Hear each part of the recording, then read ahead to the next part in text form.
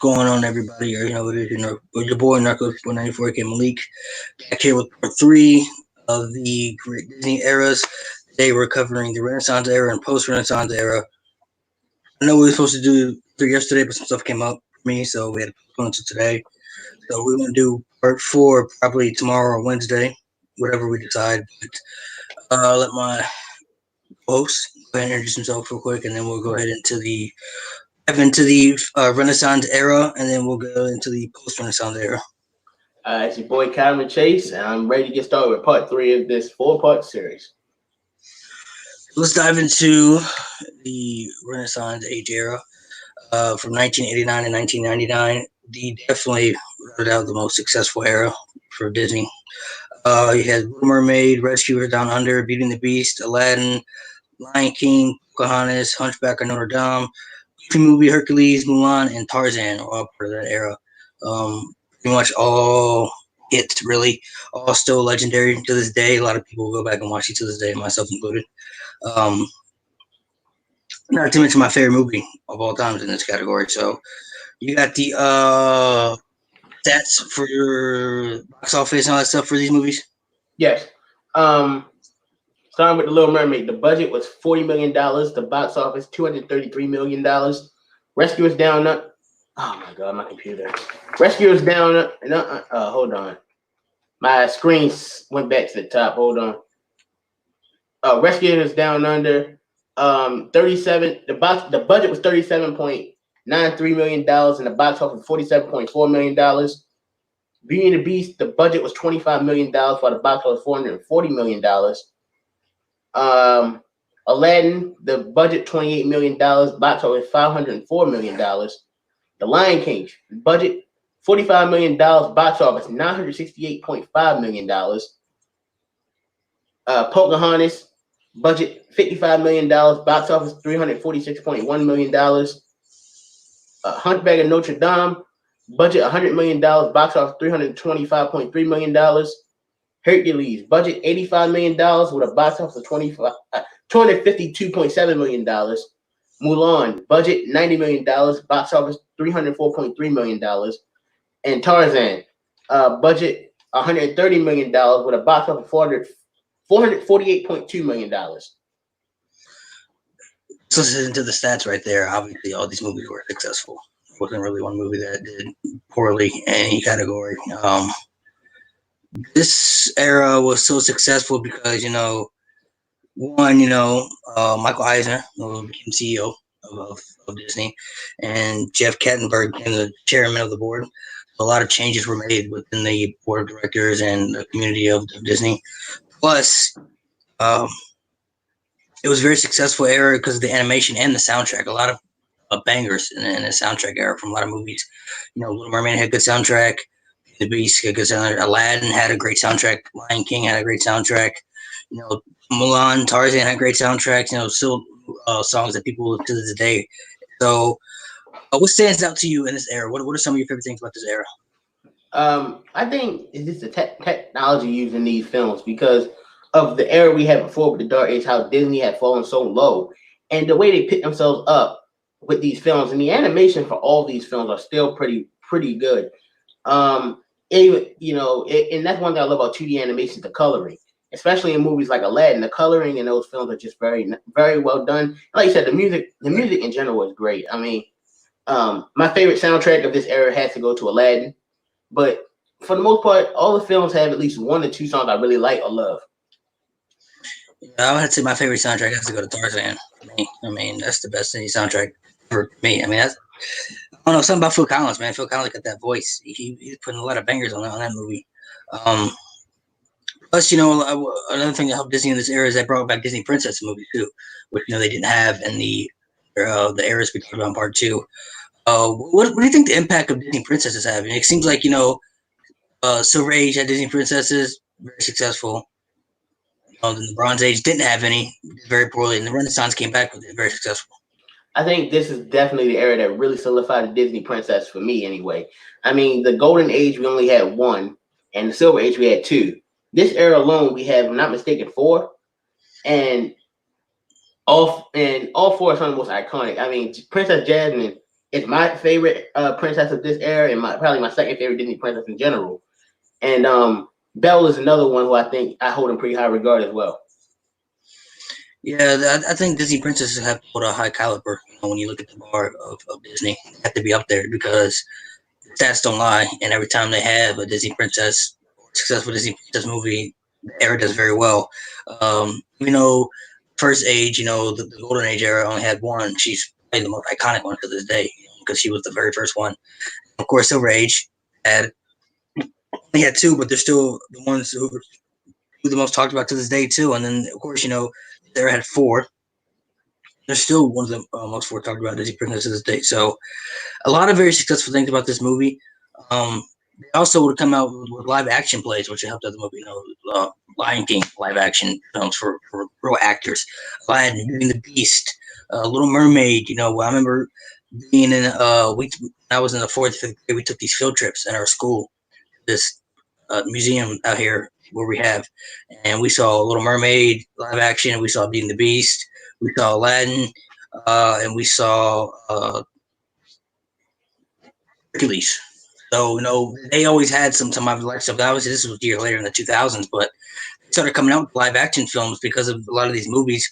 What kind of impact do you think that had for Disney? I think that helped expand Disney even more, especially with the Lion King being having its Broadway plays, which is something I've always wanted to see, but I've never gotten a chance to. That's amazing. It just enhances the popularity of these films to the point where they were so popular on big screen they got adapted into Broadway musicals, which just helps Disney and this era even more. As this, like we said, this is the first time since the Silver Age where Disney finally had an identity of what it wanted to be, and you see that with these films and subsequently the plays. Yeah, and then they also had a lot of what they really changed for too is that before then they had this kind of mediocre actors. They used a lot of star power in this one. Robin Williams for the Genie, Jonathan Taylor Thomas, who was on Home Improvement, which was a big show back in the '90s for the Lion King. He brought in Elton John for music, Collins for music. These were big musicians back in the day. What impact do you think that had? Because they really didn't have any kind of big marquee names before until this era. I think that really that made a big impact, and I'm gonna get on that when we talk about Aladdin later. But it is seeing when you see certain stars' names on films, you're gonna say, "Oh, I want to see it more, even more now." Because I think we can agree that without certain stars, their names on a movie, whether the film is good or not, they're not gonna do it as successful. And I think Aladdin was really the one that really started this, and I'm gonna talk about that a little bit later. Yeah, Aladdin definitely. We started obviously with Robin Williams. He's one of the biggest actors in the world for this time in the '90s. One of the best comedians in the world too at the time. Let's run through some of these movies real quick. So let's run through Little Mermaid. It was the first movie of the Renaissance era and did very successful. What about this movie stands out to you? Why did it do so successful? It did successful because it went back to the original Disney formula of a princess, and like we both talked about in the last part, xerography, the animation styles of the previous films, it just didn't look all that good. And this was I think return to that beautiful animation and the great songs that we all love. And it was also the first production since the '60s to use live action actors as a basis for the animation, which is what I touched on. We talked about Alice in Wonderland in the last part. It had really a Disney villain too in Ursula, which I thought that was a good villain for the movie. We're gonna skip Rescuers Down Under because that's a good movie, but Yeah, but it does. Yeah, but I think Rescuers Down Under does have some important things as also about it. I mean, for one, it didn't have any music because with the success of action films around that time, they wanted to be a straightforward with the story when it came to the adventure. And it was also, and I touched upon this on Oliver Company, but this film really used the CAP system, the computer animation production system, which is, like I said, used to digitally animate and ink the cells, which is why this is where the animation really picked up. As you see in the color, like I brought up coloring, and this film was the first to really use it. And this is also the first movie Disney and Pixar worked on together. Yeah. So Beauty and the Beast, which is one of the most popular Disney movies to this day of all time. They actually came out with a live action one a couple of years ago. What about this one stands out? What is so successful about this one? Great story too. It's hard. It's pretty much the same. I think it takes what Little Mermaid didn't even expand on it to me, and some other facts. Walt Disney wanted to make this film back in the 30s after the success of Snow White, but they couldn't around that time. The movie it was written for 2 years. It had to be rewritten, and I'm pretty sure we both know this. The Golden Globe, it was won a Golden Globe for Best Music or Comedy, the first animated movie to do it, and it was the first animated movie to be nominated for the Academy Awards for the Best Picture, and it won the Academy Award for Best Original Score and Best Original Song. So this is, even though I say Lion King is more successful with the box office, if we're talking about importance and like significance, this movie may be the most significant movie of the Disney Renaissance. Not gonna argue with that one. So let's touch on Aladdin. You had some things you want to touch on about this movie. What are some things you want to touch on about Aladdin? Well, let's take account. This is actually my favorite of this era. This Aladdin is my favorite film of the Disney Renaissance. But the facts about Robin Williams is what I really want to talk about. Robin Williams agreed to do the role only for $75,000 because he had done a film for Disney a few years earlier, so that was kind of just to pay it back. And that wasn't compared to what he was making on other movies. And also, Robin Williams didn't want his name to be all over the advertising for the movie, because he had another movie coming out around that time. Jeffrey Katzenberg agreed, but after Robin Williams actually recorded his role, he advertised the genie, but he didn't use Robin Williams' name, which he kind of backstabbed Robin Williams because he did what he said he didn't want to do, but he also got around in a way which ironically led to Robin Williams not want to work with the company for a while. And when they made the Aladdin sequel, he didn't reprise his role.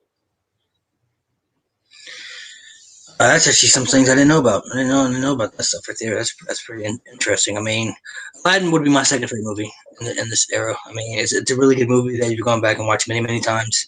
One thing I love about this movie is the villain Jafar, favorite Disney villains of all time. Yeah, but what I said, what I love most about this movie is the music to me. I mean, I love everything, the comedy, but music wise, this is my favorite. I mean, A Whole New World, Friend Like Me, Prince Ali, all songs I really love. Like, I think in terms of, and one jump ahead as well. Some of my favorite Disney songs of all time. This movie definitely is one of my top 3 favorite Disney soundtracks. It's up there with Mary Poppins and probably Frozen in terms of favorite Disney soundtracks. Yeah, Aladdin would be in my top 5 favorite Disney movies of all time. Soundtrack wise, it's a great soundtrack. I mean, I got a lot of their songs on my phone, on my iTunes. So I mean, great soundtrack. It's very important to this era too. I mean, it just did a lot of things, because of having Robin Williams in this film was huge. Even though he didn't want his name to be marquee with it because he had things going on, it was so huge because Robin Williams was a marquee name. He was a marquee name, so anytime his movie was advertised, if you're a fan of his, you're gonna go see the stuff. So it was very, very important. We get to The Lion King, which changed. I mean, it changed everything. The movie changed the landscape of Disney. It revolutionized a lot of things for Disney. So to this day, you talked about one of the most talked about movies of all time. This movie is highly up there because of, I mean, everything about this movie. This is my favorite movie of all time, so I'm in high regards to it. But a lot of things about this movie stand out. The intro, the best Disney intro ever. You talk about, when they came up with the trailer, that's all they presented was the intro. They didn't give nothing else about the acting or the story, just the intro. Talk about a good soundtrack too. They had a great soundtrack from the time that Simba was a little kid to the time that Simba grew up, and the story behind it, the plot of the story behind it. When people think about it, it's really messed up, but it's intriguing. You have a jealous brother who wants to be the king.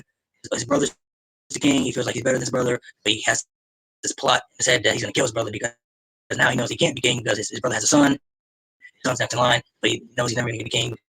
He's going to be old by the time that happens. Simba's going to outlive him.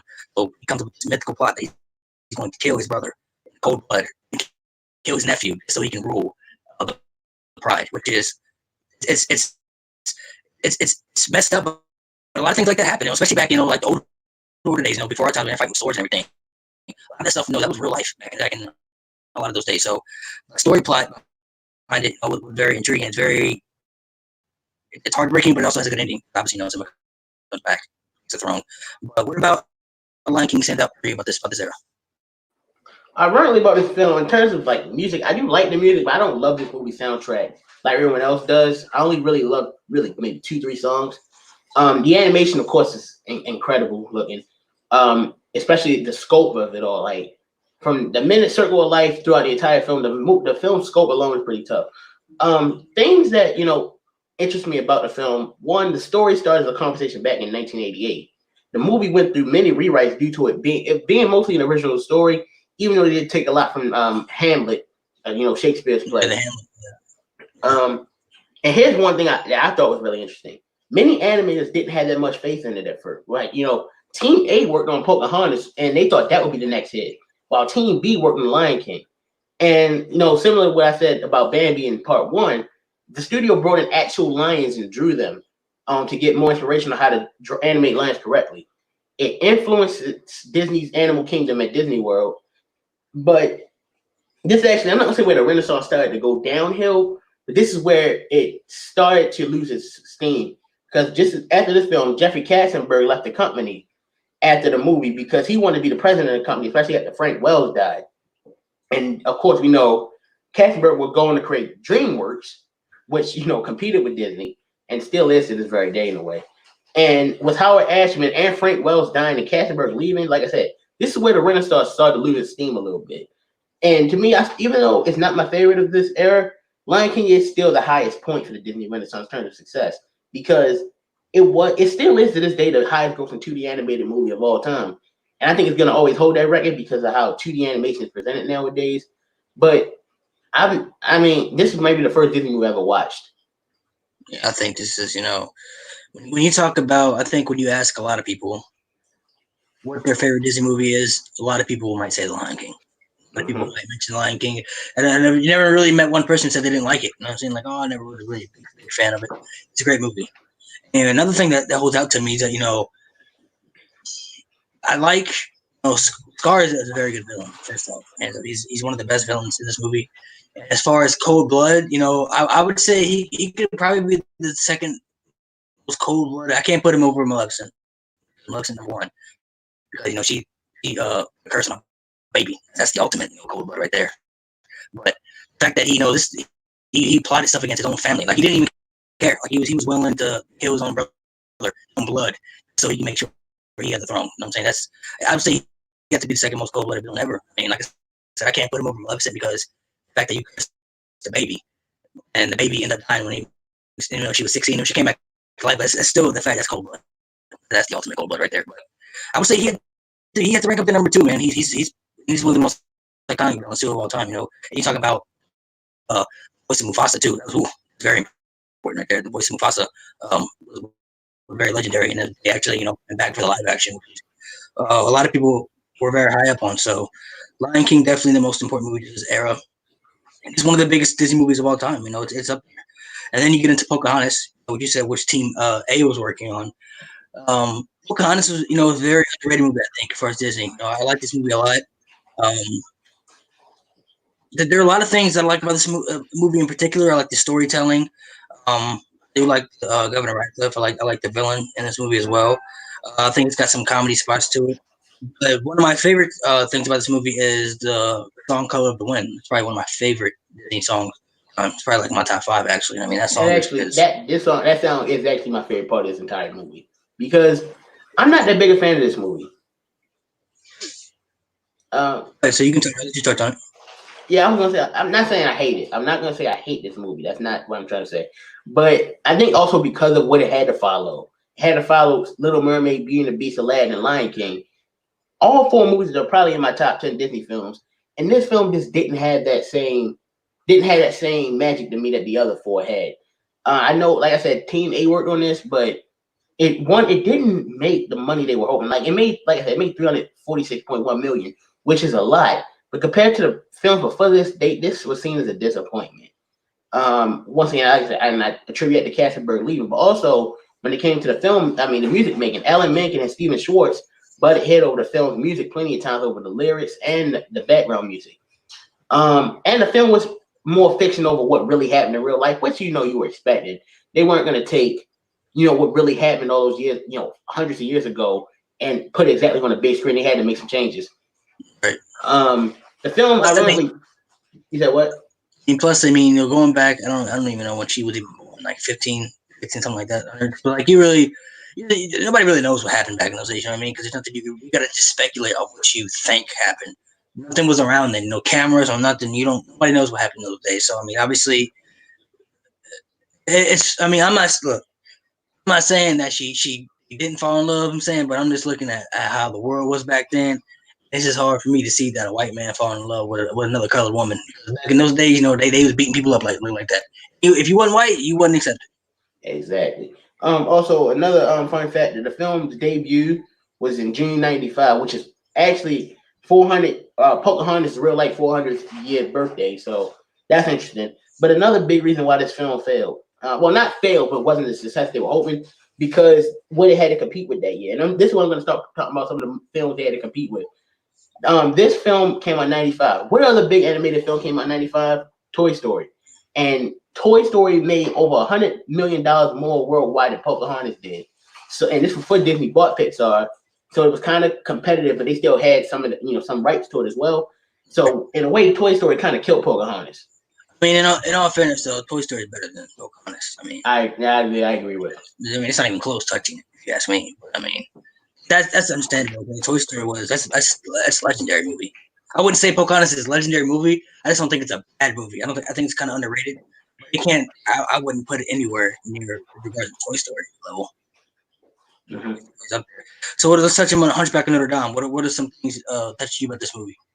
I think this film is more underrated than Pocahontas, honestly. I actually do like this film more than Pocahontas. Once again, it has some of my favorite things in any Disney film. Hellfire, which is, to me, the best Disney villain song of all time. And General Frodo is a great villain itself. The animation still looks great. The song Out There is really good, but the film once again was different from the original story because Disney wanted to add more romance to it. Ironically, it was animated in 3 different locations: California, Florida, which is their 2 main bases for animation, and Paris. But the problem was, since I brought up the film only made 325.3 million, it was seen as too mature and too violent, so it wasn't a hit. Because parents saw how mature the film was, and they didn't send lots of people didn't take their kids to see it. One of the producers on the film even said he wouldn't send his kids. I think one of the voice actors said he wouldn't even send his kids to see the film. And while I think it's one of the better Disney films to turn because of how mature it is, I understand why a lot of people didn't like it back then. I would say it's underrated too. I like that more than Pocahontas myself. I mean, Hellfire, one of the greatest Disney songs ever. And a total great story. I mean, they always got to touch up the stories in the movie. You know what I'm saying? Not every story is going to be the exact same. I mean, going back to those days, if the guy looked like that, you know what I'm saying? How many girls are going to fall in love with him like that? You know what I'm saying? How many people are really going to befriend him? He's different. He's an outsider to the world, which sucks for him because everybody got feelings. You know what I'm saying? But this is how the world can be. I would say it's underrated. It's not a movie I say people talk about a lot as far as one of the best Disney movies. But there are a lot of good things that touch about this movie. Then you look into the Hercules. Me personally, I've never been a really big fan of this movie. It's something that I really touched on. It's an iconic movie, and it's still one of the most iconic Disney movies to this day. About a lot of people. But it's not one of my favorites. I wouldn't put it up there as one of my top favorites. There are a lot of good things about this movie that stand out. Yeah, I'm not a big fan of the film either. I do kind of like how it looks. And the film's director wanted a more gospel soundtrack, but I don't really like the blend of gospel and like the Vegas style of the animation, the way it looked. Right. Once again, that's just not my personal preference. Things I did like, I love the villain. Hades is easily the highlight of the movie to me, and one of the funniest Disney villains of all time. Also, the song, Facts. the song I Won't Say I'm in Love is a pretty good song as well. But outside of that, I'm not a big fan of this one, and neither were the obviously you see success. It only made 252.7 million.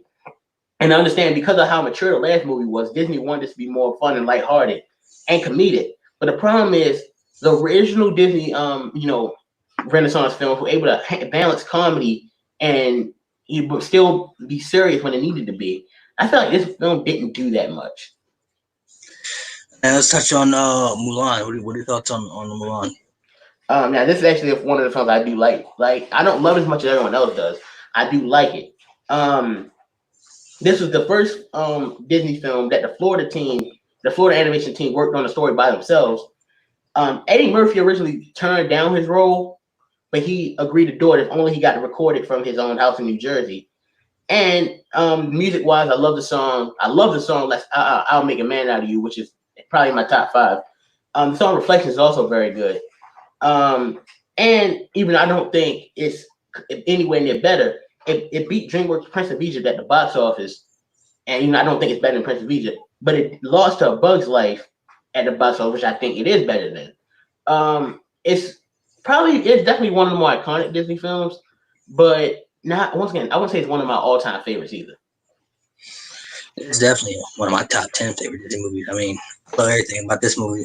Eddie Murphy playing Mushu was great. Besides, if he had never played Donkey in Shrek, this would have been his most iconic animated role in any movie. But obviously, Donkey surpassed that. But I love everything about this movie. I love the story behind it.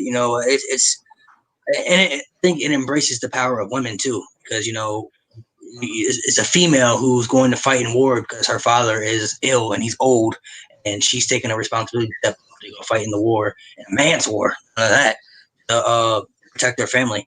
I think it also embraces women power, and it was big for the Chinese community too, for the Asian community, because this is the first Asian Disney film they had, and it was successful too. So, love Mulan. Can't say nothing bad about it. And Command he was iconic. Like you said, it's up there as far as one of the best Disney films. Disney soundtracks. And then you have Tarzan. Tarzan is my favorite Disney soundtrack all time. There's not one song in this movie that I don't like. I love every song on this movie. And it was a little different. You got a man who lived in the wild with gorillas and the animals, because that's where he was raised by. It's a little different, but I like it. I like the movie. I've seen this movie actually probably 1,000 times my whole life, so I can't say nothing bad about it. It's in my top 10 favorite Disney movies of all time too. Maybe my top 5 to be honest. But what do you think about Tarzan? What sticks out to you? Well, the animation sticks out to me the most. The way when you hear Disney and Tarzan, they pretty much, I think Disney of all can, really take that idea and push the animation to its limits. You see that in the animation of him swinging from vine to vine and surfing on trees. Even I wish they could have done more. What they did was great. Speaking of animation, the team developed a program called Deep Canvas, which allowed the studio to animate 3D backgrounds that were big, but the whole place as the camera moved from tree to tree. And I think for the first time using it looked really good. And this is also the film was an idea Jeffrey Katzenberg had in the early 90s, but he didn't want the main feature studio to make it. I don't love the film as much as you do. I think it's good. Once again, I think the strong point is the animation to me, and I think it's definitely a solid film, and it was definitely a bigger hit. I think it was one of the big, if I'm not mistaken, in terms of box office, it was the biggest hit since Lion King for Disney. So if this is kind of the last film of the Disney Renaissance, this was a good way to go out. But I don't think the second half is as strong as the first half of the Disney Renaissance. I agree with that. Definitely a good way to go out. Plus, it had another iconic sad scene. When Kerchak got shot, died at the end of the movie. Very sad scene. So that's another part that stands out. It's probably the biggest part of the movie is that part right there. And it was very sad too, because after he got shot, he kind of he accepted him into the family. You know what I'm saying, he accepted him into the gorilla family, which was a big thing. So I'm gonna read off some of these. I'm gonna read off these Academy Awards, the anime awards they won. So this was by far the most successful era of Disney. The stats don't lie, so I'm gonna read these stats. For Academy Awards, Little Mermaid was nominated for 3 Academy Awards. It won 2 of them. And the Beast was nominated for 6. It won 2 of them. Aladdin was nominated for 4. It won 2 of them.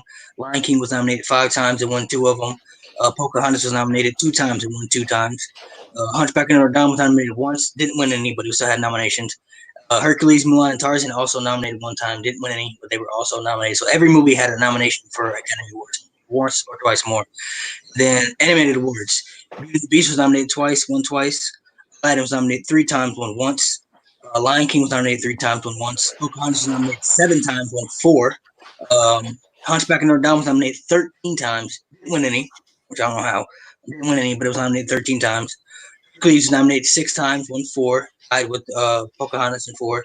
And then Mulan and Tarzan, which really knocked it out. Mulan was nominated 12, won 10. and Tarzan was nominated 11 and won one. So Mulan took the cake for anime awards. They got 10 of them, 12. So it dominated in that. But I mean, all these movies won an award in some type of fashion or something, which was pretty big. She's pretty huge. It stands out. Because in any other era, and it wasn't like that. So the Renaissance era. Also you should take into account that animation was looked down upon, by the Academy Awards, and it still kind of is this very day. Which is why I say, which is why I always look at Beauty and the Beast and saying, not only was it important, but it was the first animated movie nominated not for Best Picture. Mind you, Best Animated Film was not an award yet. So that's how much and how regards Beauty and the Beast had by critics and fans alike, that it was nominated for Best Picture because, that's the highest regard of any film. Right. So, anything else you want to touch on in this era? What's or any final words you want to say about this era? The importance. Let's talk about the importance of this era real quick. What it did. I mean, obviously, you said the Silver Age era is the most iconic because it was before this era, so it had a lot of impact on this. But talk about the impact of this era to this day. I mean, me and you are probably living proof of this era of how impactful it is. I think this is the era that made a lot of people Disney fans. I'm pretty sure it made both of us Disney fans too.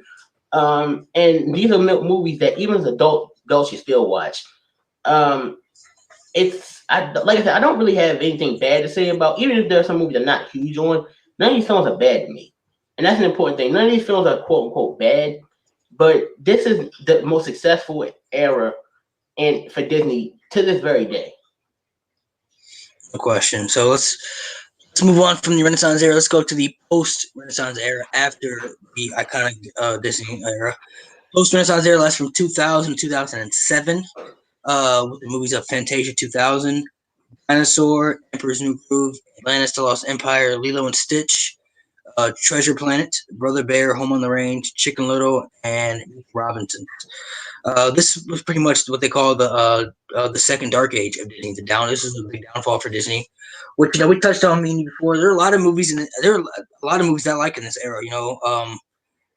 Me personally, I don't understand why this era wasn't so successful, but I can understand that if you look back from the Silver Age, the Bronze Age, to the Renaissance Age, it's every time Disney has a successful era, they always have a bad downfall because it's kind of hard to top those eras when you've been so successful. Because it's like, what if you do next? You may have a new CEO come in, you may have a new chairman come in, which want different ideas, want different perspectives, how things should be done. Animation could be different, music could be different. The princess may not be there, so a lot of things could change as far as that. But there are a lot of movies that I really like in this era. Fantasia, was good. I like that. Dinosaur, I love that movie. I actually had that on the VC when they had VCR stuff like back then. I had all the toys, had the book, when they had the Dinosaur book and they had the little toys that came with it. Emperor's New Groove, one of my favorite movies of all time. One of the most funniest movies ever too. Lilo and Stitch, best movie of this era, my favorite movie of this era. Brother Bear, another one of my favorite movies of this era, which a good soundtrack as well because Phil Collins was a part of this one too. And then you go to Chicken Little, one of my favorite. I loved this movie when I was a little kid. Home on the Range, I saw that in theaters when it came out. So a lot of these movies I really liked, but they didn't do very well successful. So what are you touching on? Why do you think this era was known as the second dark age? Well, before I talk about that, I got to talk about obviously the budget and box office for each film. Fantasia 2000's budget was $80 million to $85 million. It only made $90.9 million at the box office, so it just barely broke even. Dinosaur budget was $127.5 million, and the box office $349.8 million. Emperor's New Groove budget was $100 million, box office $169.3 million. Atlantis: Lost Empire's budget was between $90 to $120 million. And it made $186.1 million at the box office. Lilo and Stitch was also my favorite of this era. Budget was $80 million and box office $273.1 million. Treasure Planet budget was $140 million, $109.6 million, making it the first film since The Black Cauldron that lost more money than it made. Brother Bear's budget was $46 million and box office $250.4 million. Home on the Range budget was $110 million, box office $145.5 million.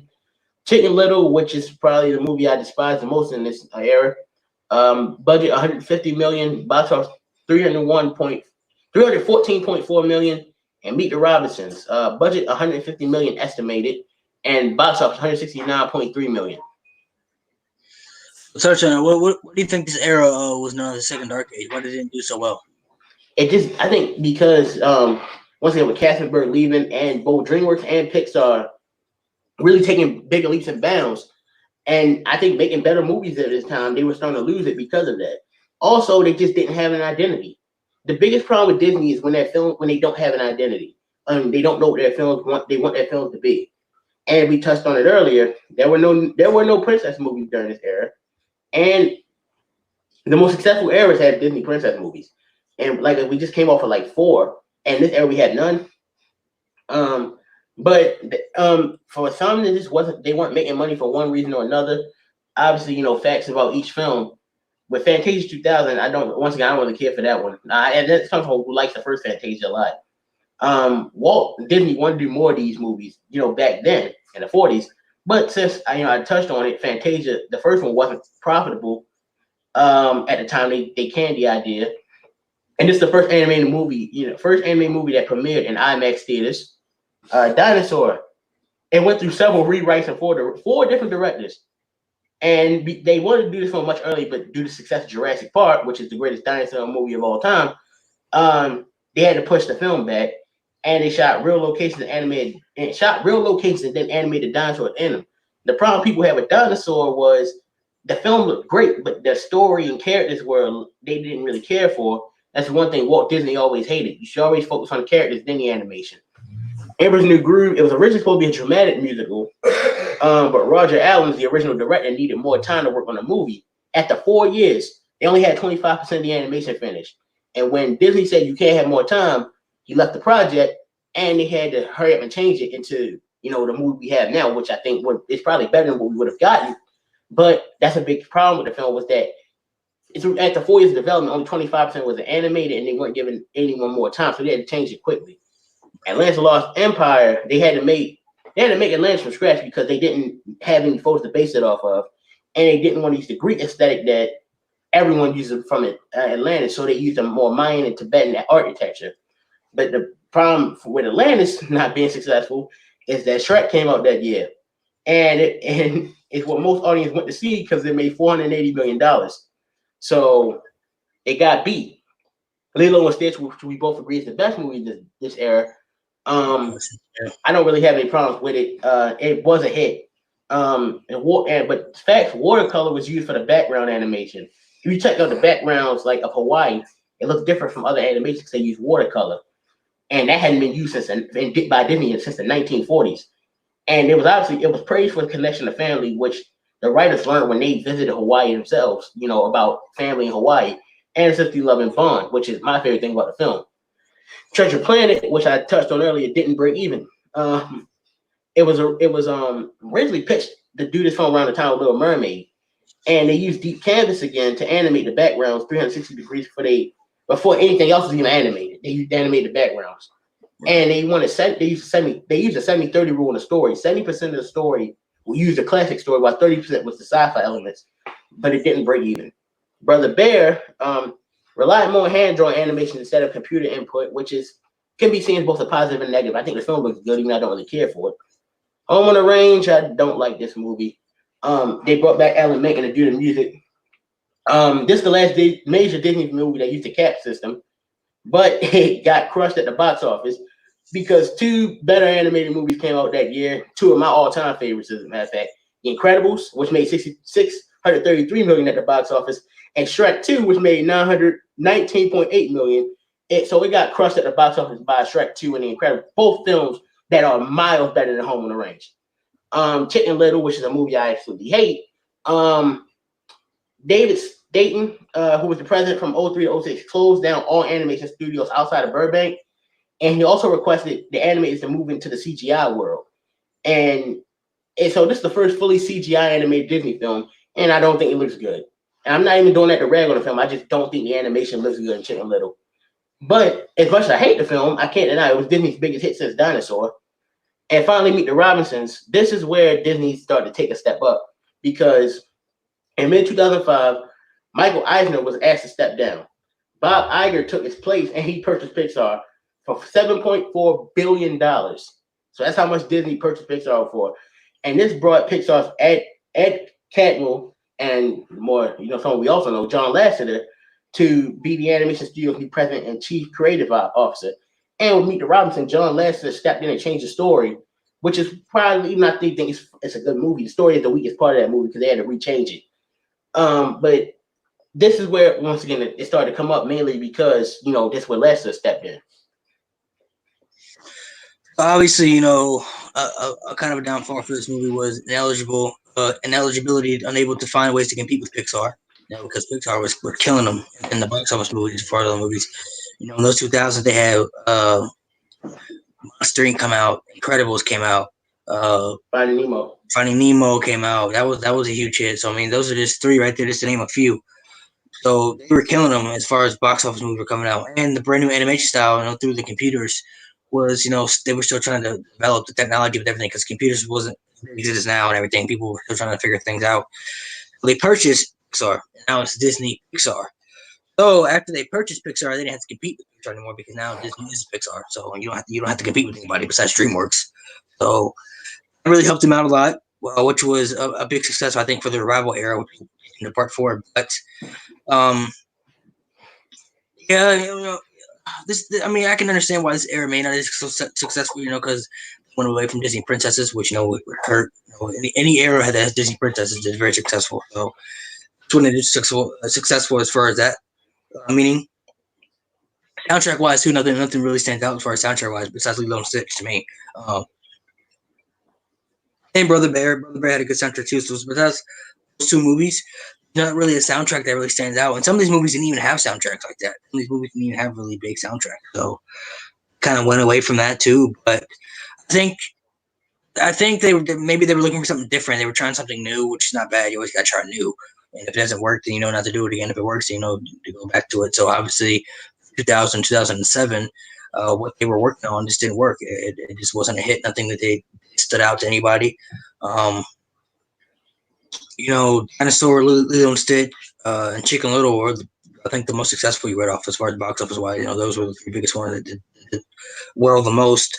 But they still weren't, nothing that could compare to the Renaissance era, which, changed everything. So I think a big part of this, I think what really hurts this era the most is it was before they purchased Pixar. Pixar was, really killing them in a lot of box office movies. You read off, and DreamWorks too. I mean, DreamWorks came out with Shrek, and Shrek 2, and then what else they come out with the year? They came out with what else came out for DreamWorks around that time? That's Shrek and Shrek 2. Those were mainly the two big films, but Madagascar came in 2005. And even though most people don't like Shark Tale came out in 2004. And even then, I still rather watch Shark Tale before I watch Home on the Range. So Shark Tale and Madagascar was big too because that came out with more movies. So DreamWorks and Pixar were really doing the best in this era from the early 2000s. Disney was really kind of struggling until they could find a new identity. So the purchase of Pixar, to me, is huge. It really stood out to it because now, like I said, they don't have to compete with anybody with DreamWorks. So now Disney is Pixar's, and they bought it for $7.4 billion. So then they spent $1 billion on this movie, on this production, just so they can purchase it, so they can have Disney in front of it. So that's a huge landmark that stands out. That's me at least. But what do you think about animation for these films? Because some of these animations are good, some of these animations are bad. But they were trying new animations through computer style, which they really didn't do much back in those days. So I can understand them still trying to figure things out because computers weren't, like I said, technology and everything was still developing around this time. So what do you think about animation in this era? I think the animation is good for the most part. Like I said, I rather go Chicken Little's 3D animation, but I do have to give Disney a bit of a pass because this is the first time they've ever tried to fully CGI animate a film, and you can tell they just weren't that good yet. And to be fair, I did say things about the original Toy Story because that film's animation doesn't really hold up well nowadays either. Like I said, I love the watercolor and Lilo and Stitch, and I think the animation for the most part around this time is good, but I still wouldn't say it's as great as the early Renaissance films. Yeah, I wouldn't put it up there as far as Renaissance films in the 90s. 2000s, I mean,